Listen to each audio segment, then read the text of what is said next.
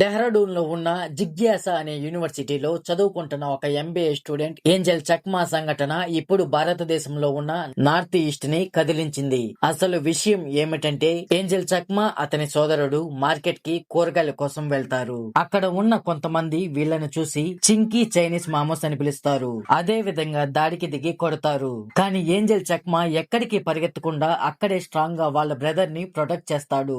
ఈ దాడిలో ఏంజెల్ చక్మాకి కడుపులో మెడ మీద గాయాలవుతాయి. ఈ సంఘటన డిసెంబర్ 9వ తేదీ జరిగింది. 17 రోజులు ఐసీయూలో ఉన్నాడు. ఆ తర్వాత డిసెంబర్ 26వ తేదీ చనిపోతాడు. అతను చనిపోయే ముందు we are not Chinese we are Indians అని చెప్పి చనిపోయాడట. మన దౌర్భాగ్యం ఏమిటంటే వాళ్ళ నాన్న ఇండియా బార్డర్ లో బిఎస్ఎఫ్ కానిస్టేబుల్. నార్త్ ఈస్ట్ లో ఉన్న అరుణాచల్ ప్రదేశ్, అస్సాం, మణిపూర్, మిజోరం, మేఘాలయ, త్రిపుర, సిక్కిం, నాగాలాండ్ ఈ 7 సిస్టర్స్ ఒకే నినాదం పలుకుతున్నారు. అదే